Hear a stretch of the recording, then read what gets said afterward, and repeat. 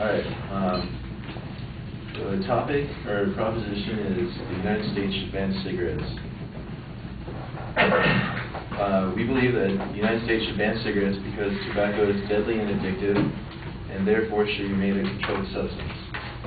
I'd like to start with the history of tobacco and a similarly used drug, cannabis. In 1612, tobacco became commercially grown in America. According to Wikipedia, early tobacco farmers used the crop as an inexpensive way to gain capital to grow other crops. The large amount of tobacco farmers led to a steep drop in price and drove up the demand for cheap labor, aka slaves. Similarly, hemp was a popular cash crop in the colonies. According to the North American Industrial Hemp Council, George Washington and Thomas Jefferson both grew hemp, and Benjamin Franklin owned a hemp paper mill. Henry Ford in the 1900s even experimented with hemp as a composite material for car bodies. And in Virginia in 1619, all farmers were ordered to grow Indian hemp seed, and similar laws were enacted throughout the years, especially during war times when there was a shortage of hemp or rope and other stuff. Both plants are deeply rooted in our society and have played important roles.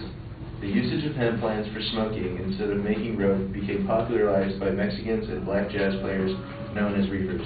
According to Peter Gunther, a drug policy expert and a panelist at the 2007 International Drug Policy Reform Conference, in 1937 the Marihuana Tax Act was passed, which forced commercialized hemp growers to purchase a $1 tax stamp, essentially placing farmers in a position to incriminate themselves. This act led to marijuana prohibition we know and love today. The reasoning behind the prohibition, according to Gunther, in the proponents' own words, were that marijuana is an addictive drug.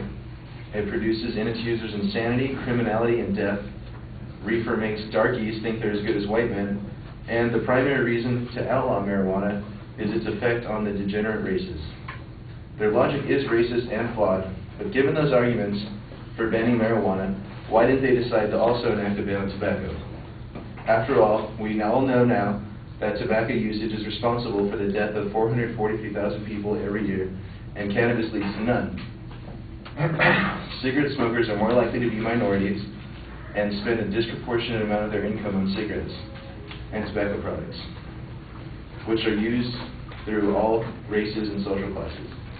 Everyone is affected by tobacco use, and it has a much more negative effect than marijuana on our society.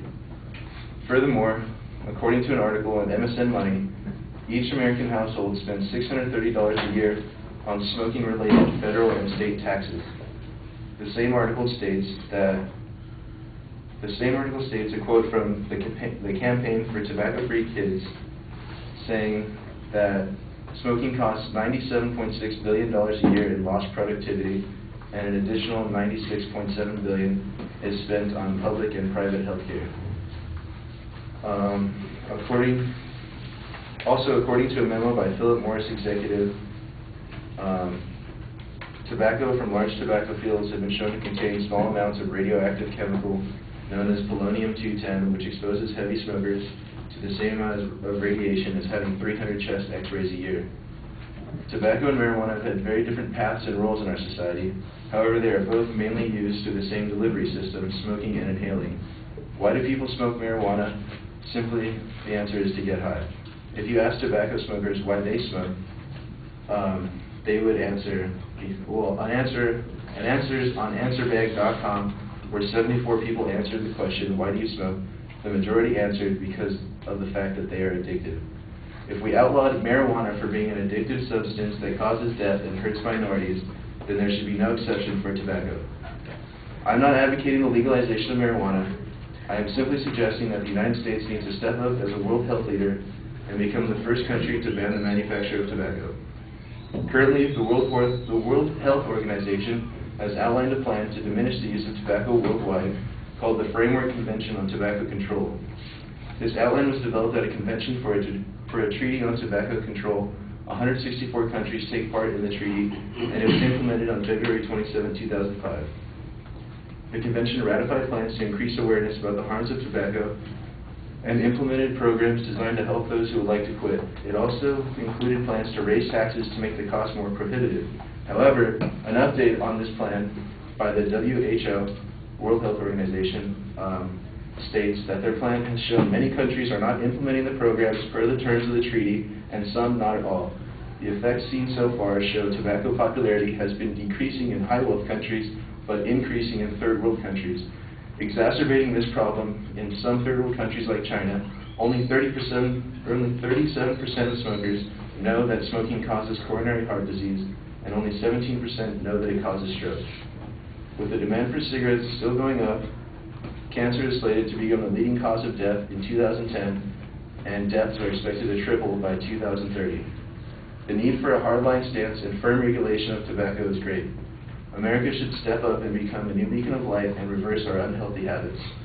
Our plan is to completely outlaw the sale and manufacture of cigarettes and all tobacco-related products for non-medicinal use.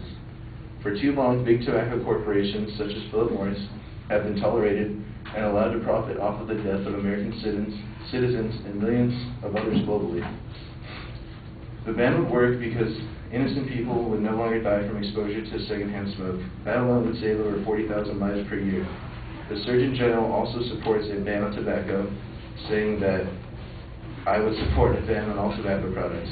Well, Philip Morris spokesperson Michael File says, banning tobacco products would not be an effective way of dealing with the problem, essentially admitting that tobacco is a problem. If tobacco corporations no longer existed, people would no longer have easily accessible source for nicotine and would have to resort to growing their own tobacco, which according to howtogrowstuff.com can take 5 to 6 years to grow and cure. This would make tobacco extremely inaccessible and hard to obtain. The price of tobacco would be too expensive to sell on the black market, and tobacco corporations making money off the addictiveness of their product and causing pain in millions of lives every year would be stopped. We believe tobacco companies are unethical and unnecessary, and for the good of the world must be stopped.